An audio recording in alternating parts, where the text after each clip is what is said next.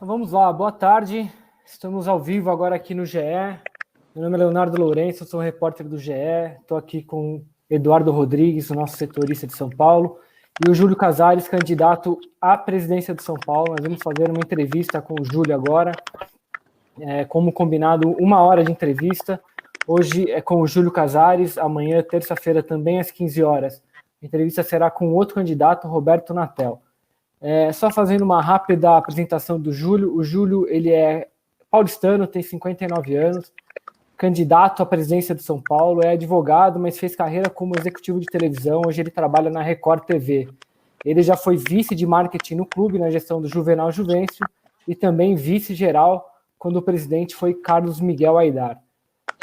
Júlio, primeiro, obrigado, boa tarde, e eu já queria começar te perguntando sobre a notícia de hoje, fresca. Muricy Ramalho deixou a Rede Globo hoje para assumir um cargo na direção de São Paulo na sua gestão, se o senhor for eleito. Ele se baseia, obviamente, no favoritismo que o senhor alcançou graças à eleição do Conselho, em que o senhor teve uma votação bastante expressiva e a sua chapa elegeu a maioria dos conselheiros. Qual é o papel que o Muricy Ramalho vai desempenhar na sua gestão? Bom, Léo, boa tarde a você, ao Edu, boa tarde aos milhares, milhões de seguidores do Globo Esporte. Eu quero dizer a vocês que é coisa que eu tenho feito desde o início da campanha em relação ao Muricy. Eu sempre disse que, ao ganhar a eleição, a primeira ligação que eu faria era para o Muricy Ramalho. Eu continuo nessa linha, não conversamos, não acertamos nada. E quero deixar bem claro aqui, todo o trabalho que iremos fazer a partir do resultado do dia 12 é para fortalecer o Fernando Diniz, é para dar ao Fernando Diniz ainda mais tranquilidade, estrutura e condições. Então, o meu sonho, e isso não é novidade, é ter o Muricy, mas eu não fiz nenhum entendimento com ele e farei uma ligação a ele após o pleito. E o trabalho dele será coordenando o futebol, se realmente vier a acontecer o aceite dele nessa linha de ação, porque nós entendemos que a experiência dele, com a mentalidade vencedora, com o dinamismo, com o trabalho, com a cara do São Paulo, e com a experiência dele, principalmente muito próximo do vestiário da comissão técnica, e jamais o Muricy será cogitado nem para técnico interino, terá essa função executiva. Agora, eu reitero, eu falo o que eu falei desde o dia 25 de junho. Sonho com o Muricy, farei a primeira ligação após a vitória para ele, farei essa ligação. Portanto, as notícias que saem, elas não têm essa conotação de verdade, porque estamos aí ainda para disputar um pleito no dia 12, finalizar essa grande maioria que nós tivemos, mas com muita serenidade, muito equilíbrio, muito respeito ao processo democrático e principalmente ao São Paulo. Nessa linha, eu reitero o que eu acabei de dizer. Vamos ligar para o Muricy, sim, tão logo termine o pleito com a sua formalização. E, claro, ele aceitando, ele vai nos ajudar muito dentro de uma linha de respaldar ainda mais, estruturar ainda mais e dar força ainda mais ao Fernando Diniz. Dentro ainda dessa... Desculpa, Edu, deixa eu só complementar aqui. Ainda dentro dessa questão de direção e tal. Alexandre Pássaro e Raí, que hoje ocupam cargos na direção de futebol, eles estão nos planos da sua administração? Olha, Léo, é algo que nós temos também que ter cuidado em respeito às pessoas que lá estão desenvolvendo o melhor que podem fazer, ao ídolo Raí, que é uma figura da nossa história. Essa é uma avaliação que será feita exatamente na transição. Entendam que, tendo a vitória no dia 12, no dia 14, que é a segunda-feira, começa um processo de transição, que é um processo estatutário, onde nós teremos entendimento dos números maiores do que eu já tenho, mais convicções sobre a análise, mas eu garanto a vocês que uma análise ela não é feita nem por 30 dias negativos de um início de uma gestão, nem por 30 dias positivos de um final de uma gestão. É o conjunto da obra, é a conquista, o legado financeiro, é principalmente a questão do equilíbrio orçamentário, a condição financeira. O São Paulo tem passado momentos difíceis com questão de déficit financeiro. Isso tudo tem que ser avaliado no tempo certo, com serenidade, mas principalmente com respeito aos profissionais que lá estão. Então, eu te coloco já te afirmando que nosso foco está totalmente, 100%, voltada à eleição do dia 12, no sábado que vem, para que depois sim vamos iniciar uma transição, que é uma transição estatutária, para uma avaliação mais ampla das atividades, e não só da área de futebol, não, de todas as áreas do São Paulo.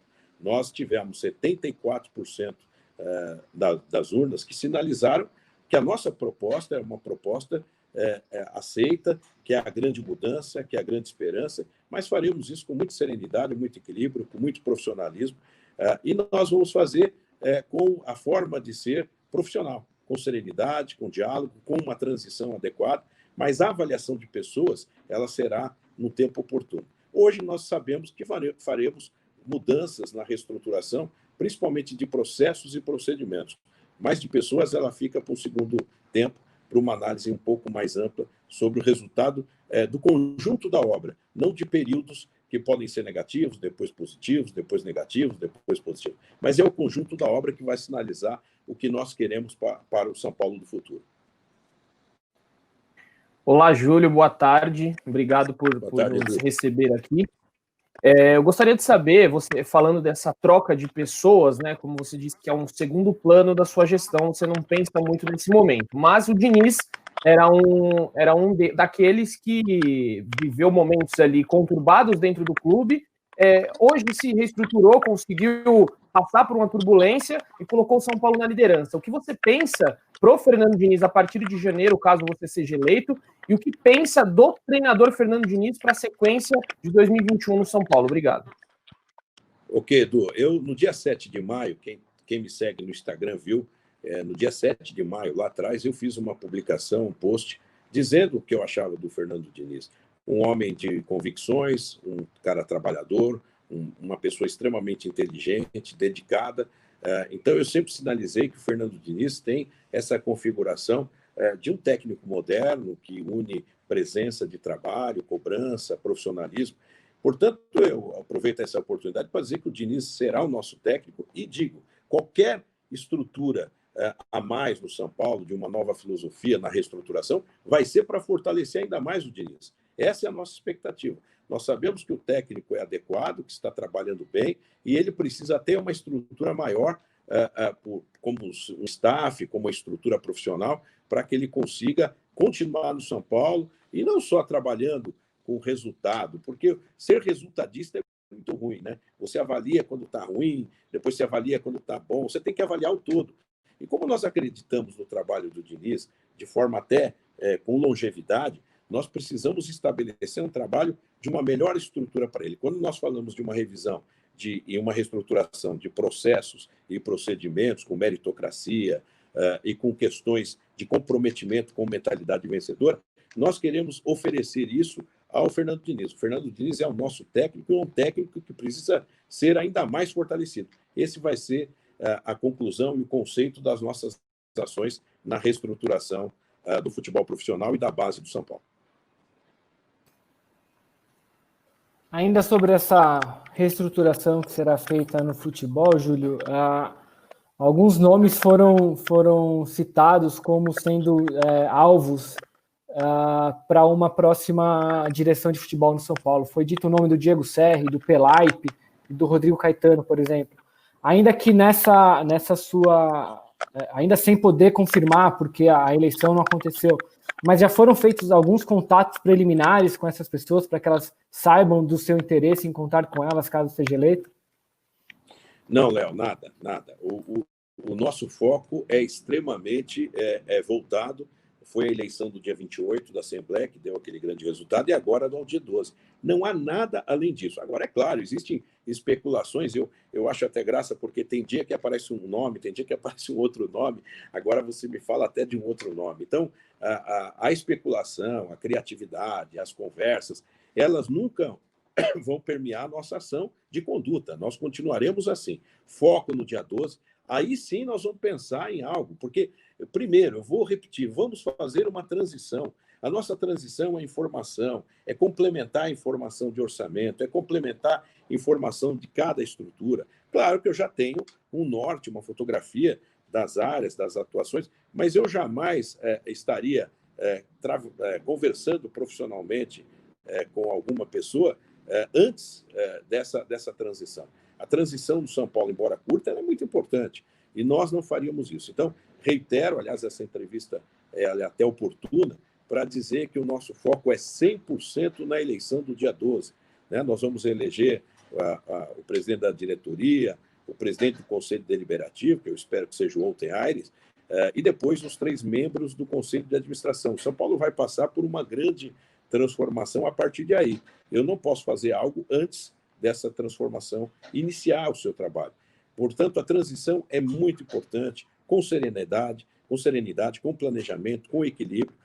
E não, a cada dia que eu vejo uma matéria dessa, e quando você olha para as redes sociais, você acha eu acho até curioso, porque eu não conversei com essas pessoas sequer por telefone, mas as coisas surgem e você tem que entender que isso faz parte desse processo de muita ansiedade, de curiosidade, mas que nós temos que ficar distante disso, trabalhar com a nossa consciência, com o nosso planejamento e esperar o resultado das urnas, uma confirmação de uma grande diferença que nós tivemos, para aí sim dialogar com a transição das pessoas que lá estão, dialogar com conselheiros, com colaboradores, com pessoas técnicas que desenvolveram junto conosco um plano de gestão audacioso, para aí sim entrar no plano tático, né? O plano estratégico é importante e o plano tático vem depois.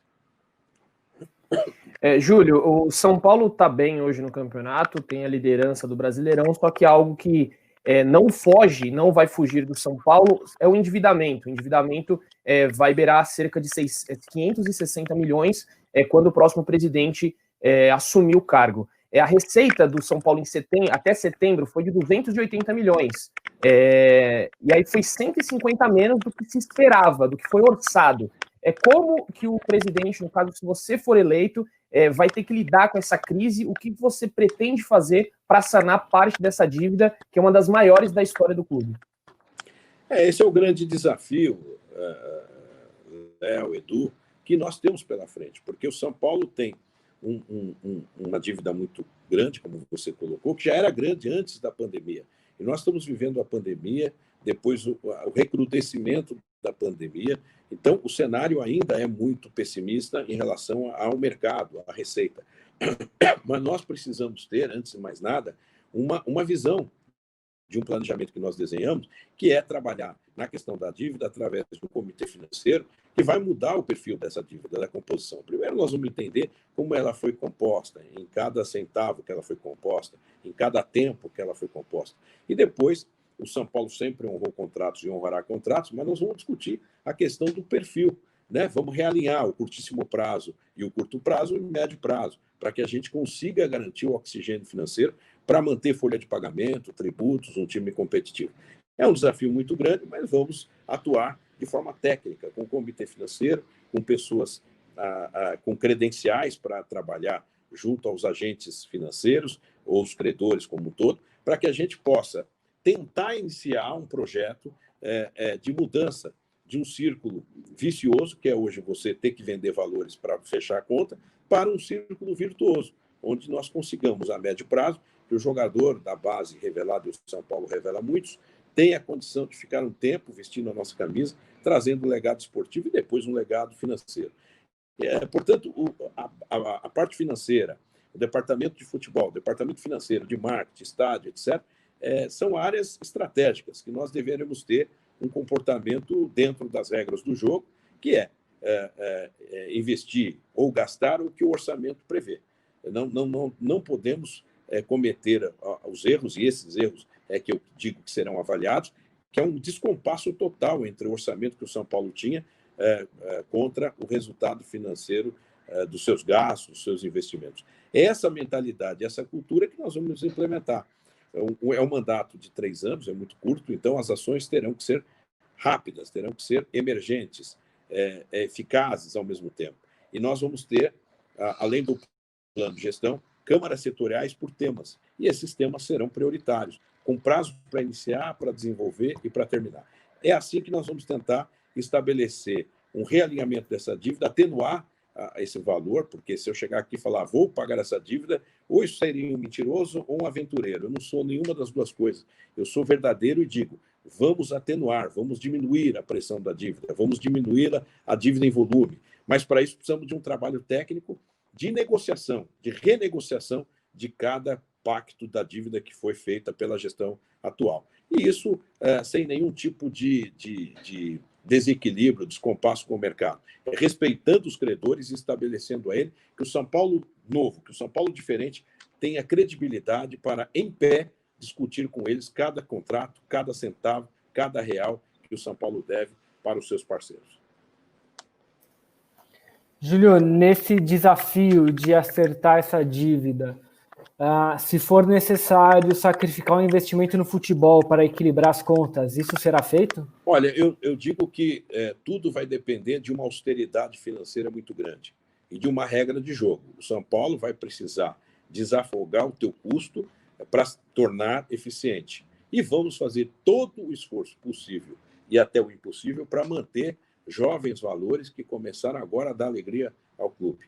Né? Nós sabemos da pressão, da vontade do atleta, às vezes, em sair, da questão econômica, da questão de mercado, mas nós faremos todo o possível e o impossível para tentar que essa base que seja revelada mantenha um maior período vestindo a camisa do São Paulo. Não é fácil, nós sabemos disso, mas isso passa também por um entendimento, por uma aproximação da formação desses garotos, para que eles possam acreditar que vestir a camisa do São Paulo é algo extremamente importante antes dele pensar e concretizar um sonho, que é jogar na Europa, etc. Nós vamos ter que fazer um trabalho real, financeiro, um trabalho de planejamento e um trabalho de proximidade junto a esses atletas, junto aos seus agentes, para que eles fiquem mais tempo. Quando eu vejo o David Neres, que jogou 7 ou 8 partidas pelo São Paulo e foi embora, é realmente uma coisa muito ruim, é algo que nos desanima muito. Então, nós temos que reverter esse círculo vicioso para torná-lo um círculo virtuoso. E é o que nós faremos. Faremos em movimentos, em várias ações. Por isso, o trabalho do Fernando Diniz é um trabalho digno, porque muita gente vê o trabalho apenas pelo resultado. Claro, o resultado é importante, é ganhar jogo, nós entendemos como é o futebol. A pressão começa quando o resultado não vem. Mas nós temos que entender que o trabalho que o Fernando Diniz fez com Gabriel Sara, com Brenner, com Diego Costa, tem o Rodrigo Nestor, e outras peças que não foram reveladas no São Paulo, mas a vinda do Léo Pelé e de outros jogadores curigas no elenco, principalmente o Luan, passa a ter um valor agregado muito importante, não só de um técnico, mas um técnico que acreditou nos jovens e não desistiu do jogador, porque o jovem oscila mesmo. É muito comum você ter futuramente oscilações da permanência desses atletas num ritmo alucinante que eles estão vindo. Vai acontecer. A convicção do Fernando foi algo que eu postei no dia 7 de maio. É um cara que tem muita convicção, é um cara que acredita no seu plano tático, acredita nas pessoas, cobra muito resultado. Portanto, o que eu tenho que fazer como presidente, futuro presidente de São Paulo, é dar mais estrutura com os melhores profissionais ao lado dele.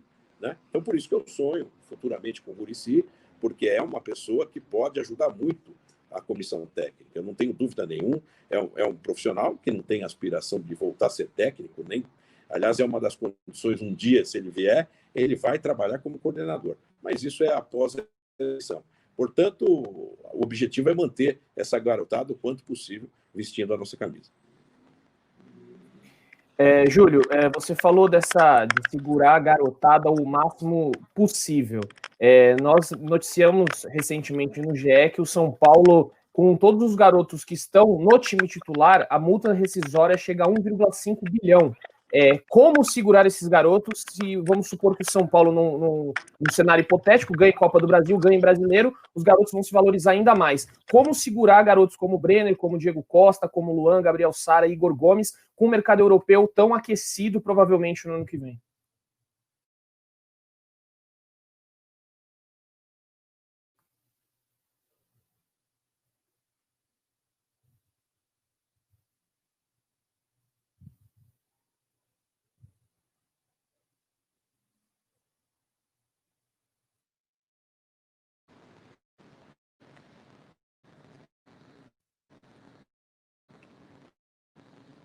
Vocês estão me ouvindo agora?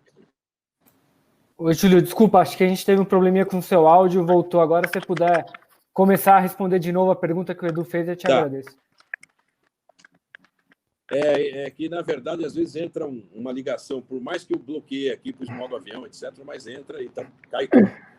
O ao vivo é assim, sem problema. O que eu quero dizer é o seguinte: claro que a pressão pela questão da multa, da negociação, o São Paulo tem uma dívida, isso tudo é avaliado.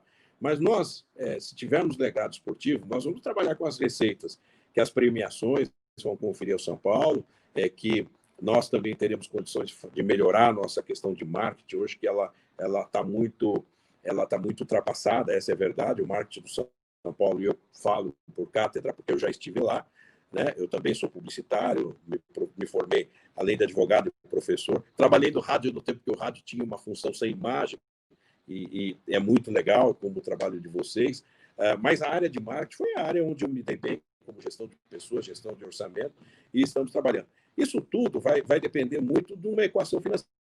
Se o São Paulo ganha um título, tem premiação, tem melhores contratos, nós podemos ir trafegando e passando de ano para ano uma condição onde a linha da necessidade de venda do jogador é a última linha, a não ser quando o jogador, de qualquer forma, queira ir embora, e se quiserem executar essa multa. Isso é uma questão até mais jurídica, contratual. Mas o nosso objetivo é que esses garotos adquiram ainda mais experiência internacional e fiquem no São Paulo. E mostrar para eles que vestir a camisa do São Paulo por mais 2 temporadas, 1 ou 2 temporadas, que não é fácil, mas no futebol moderno, mas que é um passaporte para um sucesso ainda maior, para ir para um grande centro.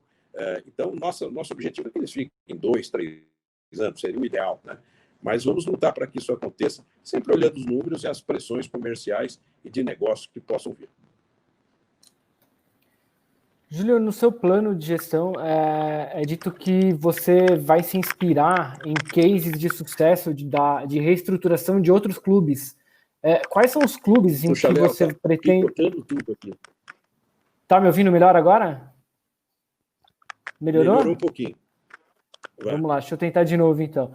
No seu plano de gestão é dito que você pretende se inspirar em alguns clubes e em cases de sucesso desses clubes de reestruturação financeira. Quais são os clubes que você pretende utilizar como exemplo para reestruturar o São Paulo financeiramente? Olha, Léo, eu não tenho um exemplo de um clube particularmente, porque são particularidades, são diferenças de história, de patrimônio, de passado, de perspectiva de futuro, de plataforma. O que eu posso olhar é o São Paulo, até do passado, como uma grande marca que se internacionalizou, conquistando a Libertadores e o mundo. O que eu posso olhar é a história de grandes abnegados que fizeram do São Paulo, um dos clubes mais jovens do Brasil, uma grande potência como marca, com um estádio pago, quitado, com escritura definitiva, com uma história de conquistas maior do Brasil. Se você pegar qual clube do Brasil que mais vezes conquistou a Libertadores e o título mundial, está o São Paulo na ponta. Quando você olha tudo isso, mas também vem da iniciativa privada, com a experiência de quem pode implementar um plano profissional, corporativo, com normas de compliance, com meritocracia, com modernidade, nós podemos fazer essa sinergia entre o espírito associativo que deu certo e que dá certo, com o espírito profissional que nós vamos implementar. Nós não vamos ter, e eu vou dar um exemplo disso, pessoas que trabalham aqui e acolá. Não, ele tem que trabalhar a dedicação exclusiva ao São Paulo. Se ele é remunerado, ele vai ter um plano de metas. E para dar o exemplo, eu rescindo o meu contrato na minha empresa, tão logo termine esse pleito, para me dedicar exclusivamente ao São Paulo, porque é assim que deve ser. Mesmo os voluntários, que sempre trabalharam muito para o São Paulo, eles vão fazer um trabalho também galgado em metas. Não é porque a pessoa é voluntária, ela quer colaborar, mas ela tem que não fazer uma figuração. Ela tem que saber o que vai oferecer. Eu trabalhei como o abnegado do São Paulo em todo o período da diretoria de marketing, como vice-presidente de marketing, e eu me dedicava. Eu chegava no Morumbi às 5h30 da tarde, saía às 9 da noite, quando às vezes chegava muito cedo para sair lá às 9h30. Então, eu chegava às 7 horas com o café da manhã. Mesmo voluntário, querer só ajudar é importante, mas não basta. Ele tem que ajudar efetivamente e ele vai ter uma meta pactuada. Se ele aceitar, tudo bem. Se não aceitar, a gente coloca um outro que aceite. Porque é assim que a máquina vai rolar. Com o espírito associativo que deu certo com grandes abnegados, mas com a profissionalização efetiva. as áreas de marketing, de inovação, de futebol, da base profissional, a área financeira e administrativa, serão profissionais remunerados, com um notório saber no que faz, com exclusividade ao São Paulo, e serão cobrados por isso, como nós somos cobrados nas nossas empresas. Júlio, nesse plano que o Léo citou, você também aponta a necessidade de restabelecimento comerciais com financiadores históricos. É uma aspa que você usa, né? Financiadores históricos, que seriam utilizados como consultores financeiros. Quem são esses financiadores? Não, na verdade, Edu, nós vamos ter um comitê financeiro. O comitê financeiro são pessoas de experiência de dentro e de fora do clube, que ao lado de um profissional, um diretor remunerado financeiro, que será nomeado, vai estipular para o São Paulo o realinhamento da sua atuação junto ao mercado. Empresários que estarão próximos de São Paulo, eu não gosto desse termo que o empresário vai colocar dinheiro. Eu acho que tudo é um negócio, nós não podemos acreditar que as doações virão para ajudar o São Paulo. Não, nós precisamos ter uma concepção profissional, e aí sim entra a experiência de um empresário ou de vários empresários bem-sucedidos, com sucesso, para que eles dêem o caminho das pedras. Esses homens são vencedores no que fizeram. Se você pegar, eu já tenho aqui no mínimo 4 ou 5 pessoas que eu não quero dar o nome, que estarão junto conosco nessa missão de valorizar o São Paulo, em termos de parceria, de marketing, de negócio, eu tenho convicção de que nós podemos dar um passo sem passar o chapéu, sem dizer, olha, eu preciso desse dinheiro a mútuo, depois eu te devolvo. Claro que se numa necessidade acontecer alguma coisa, nós vamos discutir o parâmetro dessa negociação. Mas eu quero colocar no plano comercial, no plano de negócio. Então, eu acredito que o que o São Paulo precisa fazer é cumprir o plano de gestão. Nós vamos elaborar alguns compromissos, que estão montando em 50 grandes compromissos, nos 100 primeiros dias de gestão. Isso não significa que nós vamos dizer o seguinte, olha, o São Paulo, nos 100 dias, estará implementando um novo sócio-torcedor, mas nos primeiros 100 dias, o novo sócio-torcedor estará sendo gerado, porque nós vamos mostrar, através de transparência, ou através de lives, ou através de um portal amplo para o torcedor e para o formador de opinião, que começamos um projeto novo de sócio-torcedor e vamos informando o seu encaminhamento. Ele vai estar no embrião e depois vai chegar numa conclusão. E isso vai acontecer nos primeiros 100 dias. Então, todos os temas mais demandados do São Paulo como necessidade vão estar lá e vão ser cobrados diretamente com prazo. Então, eu quero muito comprometimento, não só, claro, obrigatoriamente do diretor remunerado, mas de toda a máquina do São Paulo, inclusive dos voluntários, porque é assim que se faz resultado. Ter uma pessoa lá apenas para ter uma carteirinha, ter o justo status de estar lá com o São Paulo, isso é muito legal, mas ele tem que ter o comprometimento. Eu quero saber, por exemplo, vem uma pessoa abnegada para uma Câmara Setorial, eu vou trabalhar com câmaras setoriais. Eu não posso abrir mão de uma experiência de um cara expert em vários assuntos, né? Eu tenho na área tributária, jurídica, comercial, marketing, futebol. Essas pessoas que vão ajudar, mesmo sendo voluntárias, eu quero ter delas o mínimo de comprometimento. O mínimo, porque eu vou cobrar esse mínimo, porque senão justifica ele estar lá. Agora, é claro que o norte, o princípio, o pilar é a profissionalização efetiva da vida do São Paulo. Júlio, sobre essa questão de financiadores, né? Num caso de necessidade, você aceitaria tomar empréstimos de pessoas físicas no São Paulo, seja de conselheiros, de agentes ligados a atletas de futebol, ou você procuraria apenas instituições financeiras? Não, eu acredito que nós temos que ter instrumentos não pessoais, mas instrumentos de negócio, com agentes financeiros ou com alguma legislação que você tenha algumas empresas que possam fazer aportes, desde que seja legal, que passe por normas de compliance e que estabeleça uma relação financeira de boa negociação para o São Paulo. Nós vamos estabelecer isso. Se amanhã depois vier alguma empresa que queira discutir a utilização do nosso estádio para eventos de shows grandes, médios e pequenos, nós vamos conversar e eles que façam um aporte numa grande parceria para um grande entendimento. Na verdade, a prioridade é um entendimento empresarial, nunca um entendimento pessoal. Claro que é fácil falar agora, né? Se você sentar na cadeira e tem alguma pressão sobre o resultado e tiver que recorrer a um determinado tipo de apoio financeiro, você pode até recorrer, mas eu digo que não é o melhor caminho. O melhor caminho é estabelecer uma relação empresarial de negócio altamente profissional para qualquer tipo de apoio. Eu acredito que as pessoas que colocam, venham colocar dinheiro no São Paulo, busquem uma contrapartida, disposição de marca, de retorno financeiro, de investimento. E é isso que deve ser feito. A questão da ajuda, embora ela sempre presente, né, todos nós que somos abnegados já ajudamos o São Paulo, ela não deve comprometer o planejamento técnico e profissional, nunca. E é isso que nós vamos lutar. Nós acreditamos que a operação comercial, a operação do negócio, a operação de marketing, a operação de parcerias futuras estará sempre embasada num plano de negócios, não um plano de negócios individuais, onde você tem a figura de um Midas que possa colocar o São Paulo dentro de um outro panorama.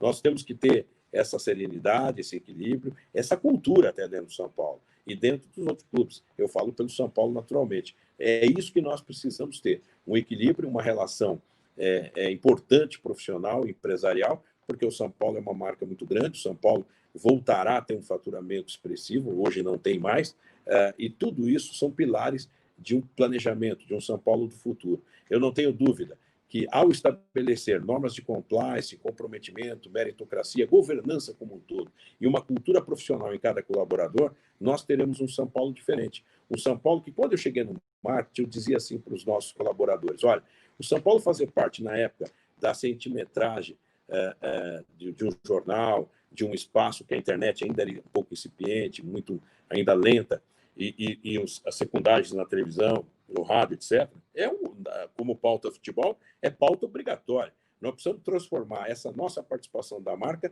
em cadernos de economia, de negócios, que isso sim vai gerar um diferenciado entre a marca de um clube de futebol, que é entretenimento, com o mercado, seja ele financeiro, de marketing, de anunciantes e assim por diante. Júlio, quando você foi diretor do São Paulo, você esteve na gestão do Carlos Miguel Aidar, o ex-presidente, que foi envolvido em casos de corrupção, de suspeitas de corrupção, na verdade, e você se manteve na diretoria às vésperas do pedido de renúncia do Aidar. Por qual motivo você se manteve fiel a ele, apesar de todas as acusações, apesar de tudo que aconteceu, ele vindo a pedir a renúncia posteriormente? Olha, Edu, picotou muito, mas eu mais ou menos entendi. O som está vindo muito picotado. Eu já participei de gestões de várias, né? Eu entrei no São Paulo ajudando, quando o São Paulo teve a questão do Morumbi trepidando, em 1994, 95, com o Jaime Franco, que hoje nos apoia. Na época, o presidente era o Fernando Casal de Rey. Depois passei, eu era sempre convidado a colaborar, porque eu sempre fui um voluntário, com a minha experiência na área de publicidade, eu queria ajudar com o São Paulo. Ele foi ajudando. Efetivamente, eu entrei mais proximamente com o Marcelo Portugal Gouveia. E não entrei como diretor, eu entrei formando o GESP, Grupo de Executivos São Paulinos, que teve um grande encaminhamento profissional. E, através desse resultado, eu virei diretor pleno de marketing do Marcelo, depois do Juvenal, e depois do Carlos Miguel, como você disse. E depois do Conselho de Administração agora. E fui eleito nesse período todo. As maiores votações que o São Paulo teve entre sócios e conselheiros fui eu que tive, que é um reconhecimento de quem me conhece de perto. Então, eu fui conselheiro mais votado em 2008 e 2014 nas assembleias, que é um número que nem foi batido agora ainda, números absolutos. Depois, fui mais votado para o Conselho de Administração, quando foi o novo órgão, o novo estatuto estabeleceu a criação do Conselho de Administração. E em 2018, quando me tornei vitalício, também fui o mais votado da história no plenário para vitalício. Portanto, o sócio e o conselheiro que me conhece de perto me deu essa credencial muito importante. Quando você passa por uma gestão turbulenta, e isso te faz aprender, tanto na vitória quanto na derrota, a vida é assim, você tem uma radiografia do que aconteceu, mas de forma a ter convicção de que, pessoalmente, eu sempre tive a minha índole inabalável, a minha convicção de fazer bem feito dentro dos parâmetros éticos, morais, e claro que quando você olha o que aconteceu, e foi uma gestão turbulenta, se você olhar para trás e tinha um movimento fora Leco, né, que era uma pressão popular mais assim, em cima de resultados, de déficit, etc. não sei se a melhor saída teria sido a saída do Leco. Hoje nós não teríamos uma estabilidade que o time voltasse a ganhar jogos. Nós temos que ter serenidade. E eu não faço pré-julgamento de ninguém, né? Enquanto você não tem um panorama judicial, etc. Então, a minha postura foi sempre equilíbrio. Nós, quando a saída de uma renúncia de um presidente, quando ele vê que não tem condições nenhuma para administrar uma gestão. E foi o que aconteceu. Agora, o que nos leva a crer, tanto nas gestões exitosas que eu passei, tanto nas outras mais turbulentas, que era do Carlos Miguel ou do próprio Leco no Conselho de Administração, com o resultado financeiro, e claro que muitos desses resultados negativos vieram da gestão do futebol, nós temos que fazer uma avaliação, primeiro, da profissionalização prioritária do São Paulo, e principalmente normas de compliance, porque os erros sistêmicos que podem auferir, trazer, registrar malfeitos ou defeitos na gestão, eles são impedidos quase na totalidade com as normas de compliance, que é uma cultura empresarial hoje que você evita desmandos, malfeitos, erros éticos, e isso nós vamos fazer. Ou seja, tudo que passou no São Paulo, na minha cabeça, nesses 25 anos, foi um aprendizado, na alegria, na dor, na vitória e na derrota. E é isso que nós vamos fazer ao lado dos profissionais que nós vamos colocar no São Paulo. Nós vamos fazer um dream team de dirigentes e, mais do que isso, nós vamos criar normas de compliance, que é primeiro para dizer o seguinte, olha, o São Paulo é diferente. Colaborador que tem interesse em se servir do São Paulo e não servir ao São Paulo, errou de endereço. E é isso que nós vamos fazer, e isso vem com a experiência. Agora, eu não sou juiz para julgar ninguém, o Conselho Deliberativo, na época, puniu, cassando o mandato do presidente e do vice-presidente de futebol na época, e vocês noticiaram, e essa foi o Conselho de Ética que reuniu todas as condições para fazer essa apuração e essa decisão com votação no plenário. Portanto, eu estou saindo de uma atividade profissional onde eu ganho muito bem, onde que a minha vida profissional de 30 anos me deu um conforto financeiro para que hoje eu possa trabalhar no meu sonho de tentar fazer com que o São Paulo retome o seu caminho.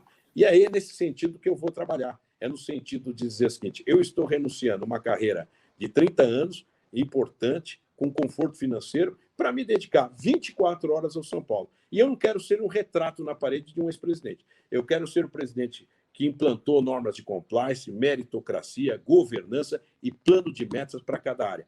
Vamos integrar o futebol da base com o profissional e vamos fazer uma transformação cultural na cabeça das pessoas. O São Paulo precisa de voltar a ter o princípio dos abnegados, que sempre serviram ao clube de forma espontânea, querendo apenas o quê? A alegria de ver o São Paulo campeão. Júlio, a gente está falando agora da gestão do Aidar, de normas de compliance, né? Um dos casos que minaram a gestão do Aidar foi o contrato assinado com aquela empresa Far East para intermediação de um acordo com a Under Armour. A Under Armour, que teria chegado ao São Paulo um ano antes, sem a necessidade de um intermediário.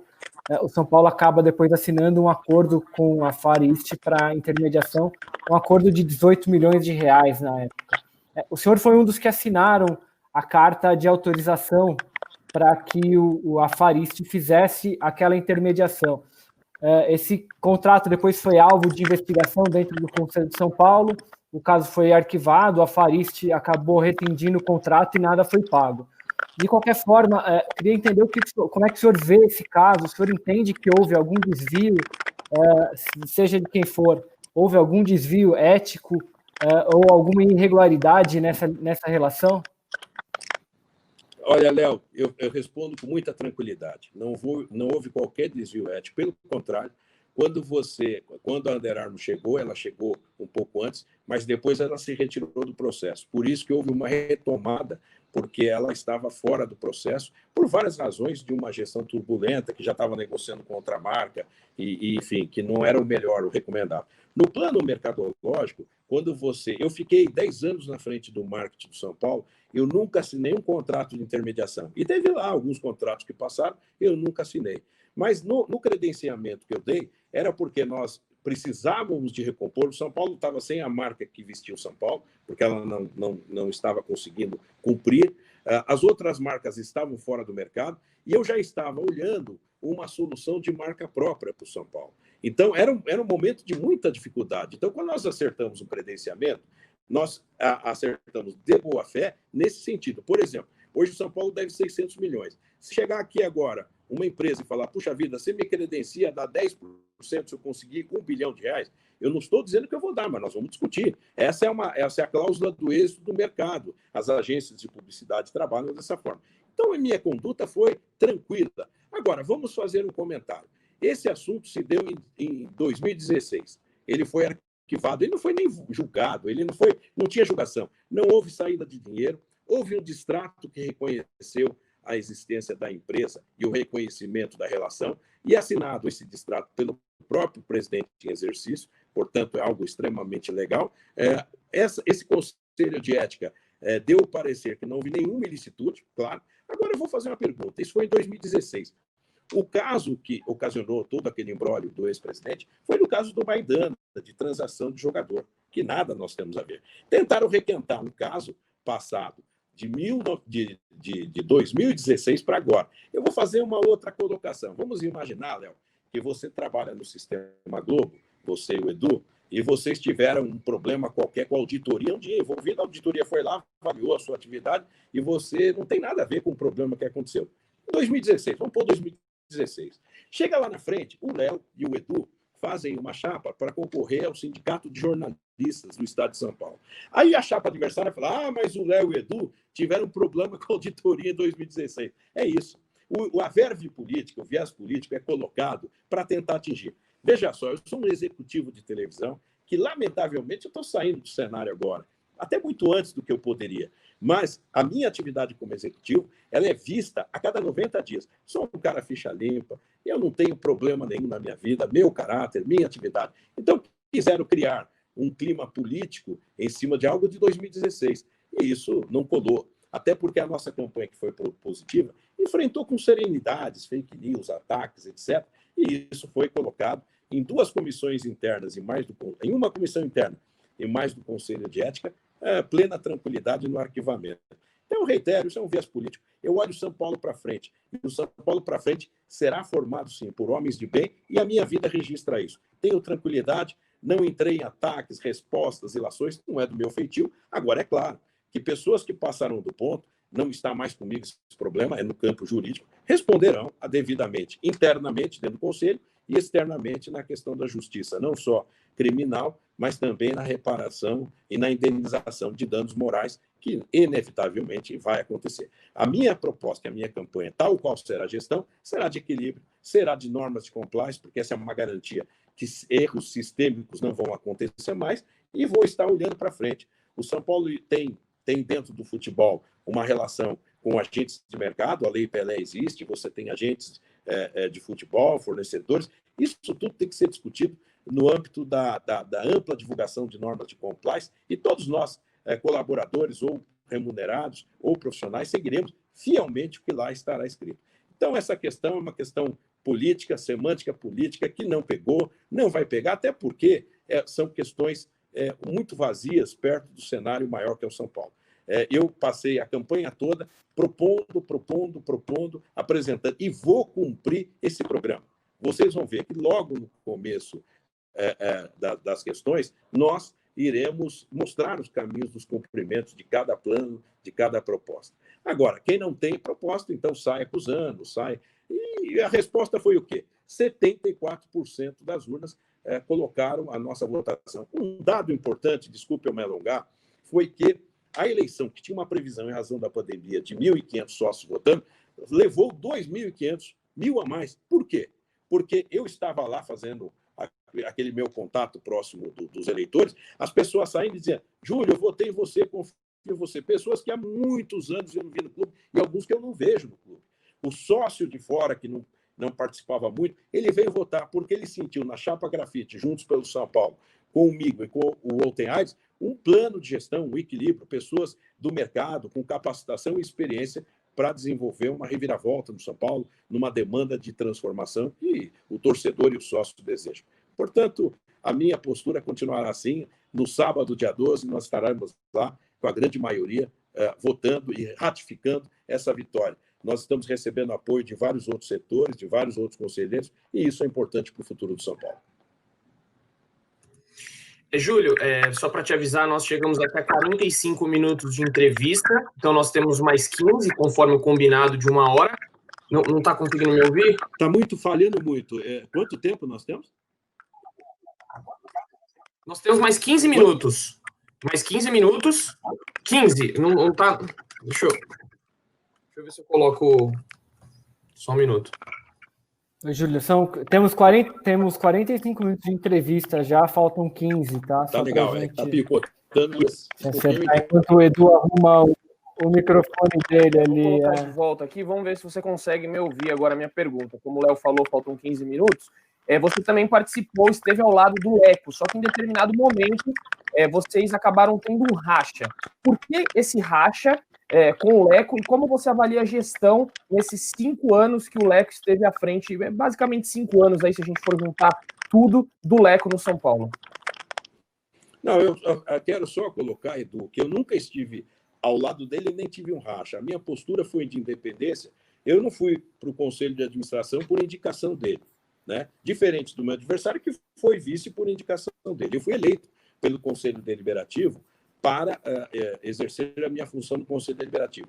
Muitas coisas do Conselho Deliberativo não vinham a público, até para que a gente não expusesse a marca do São Paulo. Então, o Conselho de Administração, retificando, é um órgão que muitas das coisas foram configuradas lá dentro, discussões. Por exemplo, é público que num determinado momento, eu e mais representantes da nossa base, elaboramos um documento ao Leco para que ele produzisse, naquele momento, e acredito que há 1 ano e meio atrás, uma reestruturação profunda na área de futebol, que é o que nós acreditamos que deveria ter sido feito. Então, não houve nem assim uma eleição casada, porque eu fui eleito pelos conselheiros, com vários outros candidatos, a membro do Conselho de Administração. E lá eu exerci com independência, mas também com muito equilíbrio. Não é porque eu tenho uma divergência que eu vou votar tudo contra, eu não vou gerar uma instabilidade, eu tenho que garantir governabilidade. Volto a repetir, há 1 ano e meio atrás, ou há um ano, o Fora Leco era trend topics em todas as redes sociais.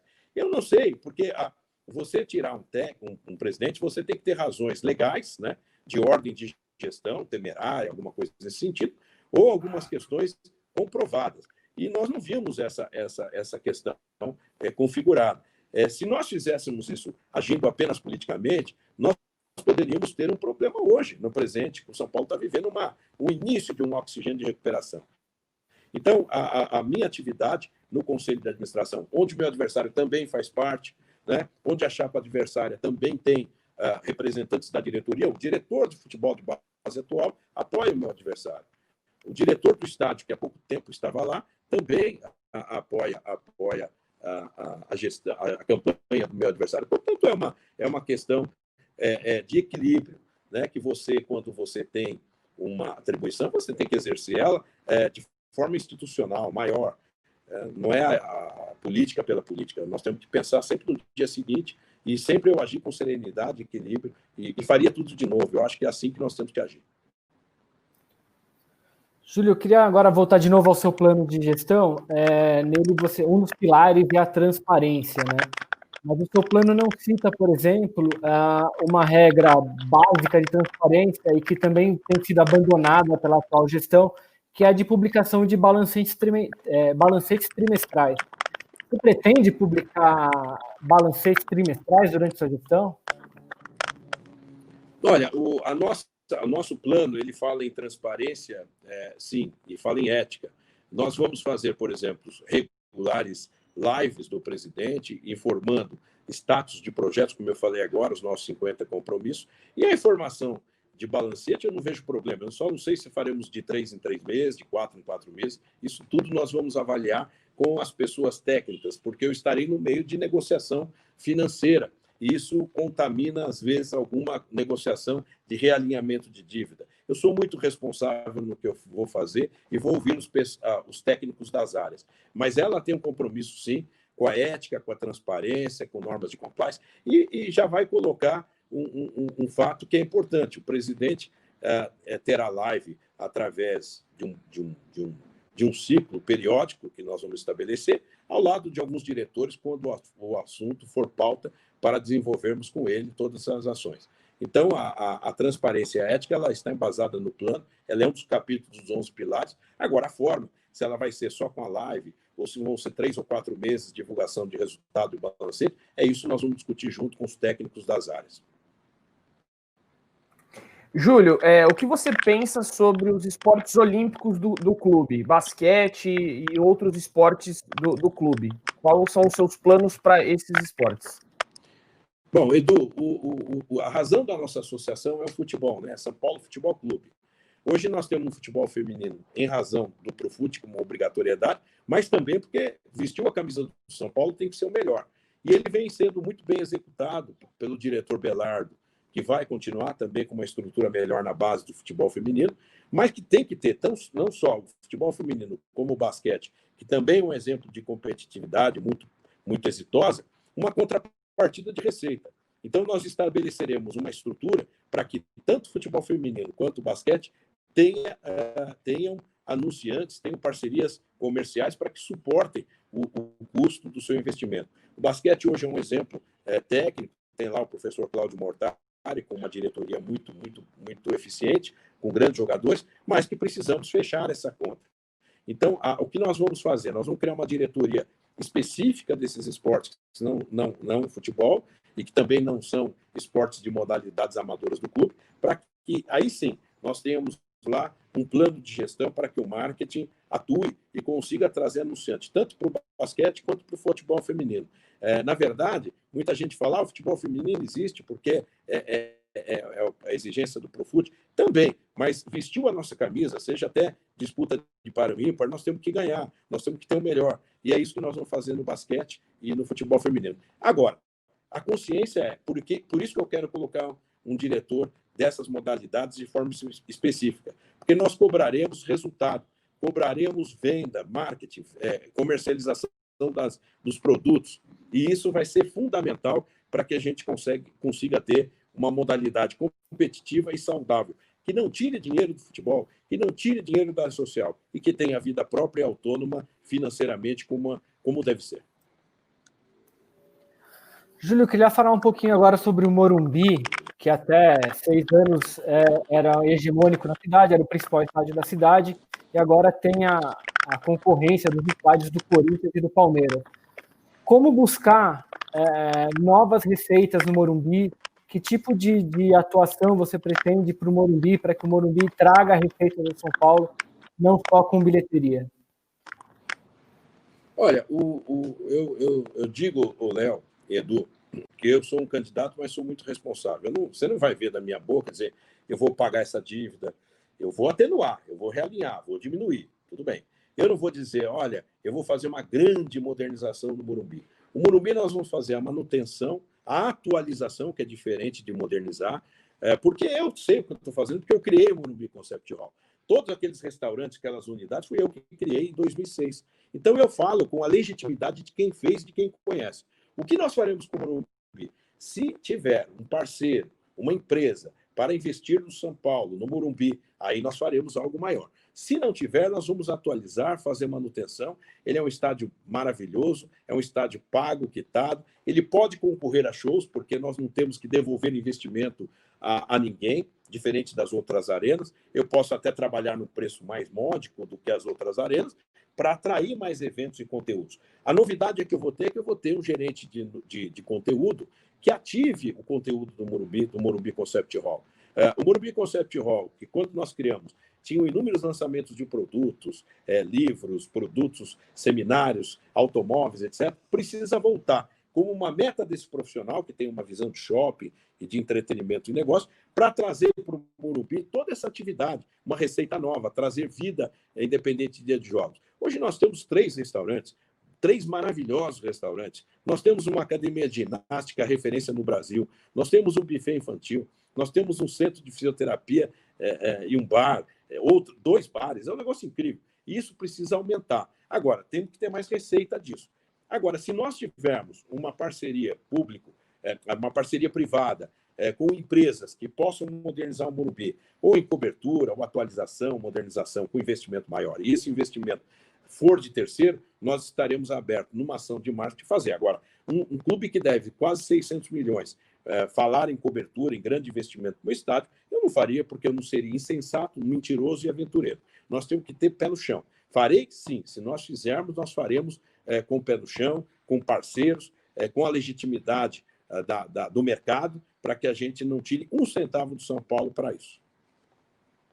Júlio, 2 pontos que são muito criticados pela torcida é o sócio-torcedor e a venda de ingressos, o sistema de venda de ingressos. Como que você avalia esses serviços e o que fará para melhorá-los? Bom, o sócio-torcedor... Júlio, só desculpa, antes de você responder, a gente está com 4 minutos agora, tá? Faltam só 4 minutos para a gente encerrar a entrevista. Eu vou resumir, então. O sócio do São Paulo precisa ser refundado. O sócio do São Paulo precisa ter não só melhores benefícios, mas também tecnologia. O sócio-torcedor do São Paulo deve pensar no torcedor à distância. O sócio-torcedor do São Paulo tem que ter, a quem aderir ao programa, um balancete, sim, mensal, um relatório, de que cada centavo que ele coloque lá dentro vá para o futebol, que é a razão de ser o sócio-torcedor. Ele tem que ter o benefício, mas tem que ter a visão de que está ajudando, contribuindo e receber um extrato do que está acontecendo no futebol com o dinheiro do sócio-torcedor. Além de inúmeras outras ações de interatividade, como quiz, como um título de capitalização premiado, assim por diante. No setor, qual outra pergunta além do sócio-torcedor? É a venda de ingressos. No setor de venda de ingressos, não dá para a gente admitir uma questão arcaica. Entretanto, nós temos hoje um prestador de serviço que tem contrato. Nós vamos avaliar esse contrato, vamos exigir a eficiência e, em cima disso, vamos discutir a sua eficiência. Se não acontecer, nós vamos mudar o fornecedor, rescindir contrato, alguma coisa vai ter que acontecer para melhorar. Esse é um grande problema do mundo do futebol aqui no Brasil. Há um gargalo muito grande em grandes jogos, um afluxo de pessoas e todos os sistemas não suportam esse acesso normal dos torcedores que querem assistir um jogo de futebol. Nós precisamos criar uma dinâmica tecnológica, talvez de um aplicativo, que você possa comprar um produto, aderir ao sócio-torcedor e comprar ingresso com a mesma velocidade. Tá certo, Júlio. Agora faltam 2 minutos, como a gente combinou. Se você quiser usar esses últimos 2 minutos para suas considerações finais, fique à vontade. Obrigado. Obrigado, Léo. Obrigado, Edu. Obrigado ao pessoal do Globo Esporte. Eu estou muito feliz. Eu não tenho dúvida que a eleição que sinalizou no dia 28, uma grande maioria, que é a mudança do sócio, 74%, inúmeros conselheiros que estão chegando, e no dia 12 nós vamos dar início, efetivamente, a um São Paulo novo, a um São Paulo com credibilidade. Eu não sairia desse conforto profissional e nem da minha condição financeira para ter apenas um quadro na parede. Eu quero, sobretudo, apresentar e deixar um legado para futuras gerações, transformar o São Paulo, profissionalizar o São Paulo, preparar novas gerações e trazer a eficiência. E com isso tudo, você traz resultado esportivo e financeiro. Eu quero conclamar a todos os torcedores, a todos os dirigentes, conselheiros e sócios, que vamos, juntos pelo São Paulo, começar a virar uma página e escrever uma página diferente ao clube que nós amamos. Muito obrigado a todos vocês. Estarei à disposição com a mesma desenvoltura como estive até aqui, a partir do próximo mandato também. Legal, Júlio. Obrigado pela sua participação, pelo seu tempo. Boa sorte na eleição de sábado. A gente agora encerra essa entrevista com o Júlio Casares, candidato à presidência de São Paulo. Lembrando que amanhã nós vamos entrevistar o Roberto Natel, o outro candidato à presidência de São Paulo. A eleição que acontece no próximo sábado é uma eleição que acontece no Conselho de São Paulo. São 251 conselheiros que votarão no próximo presidente de São Paulo.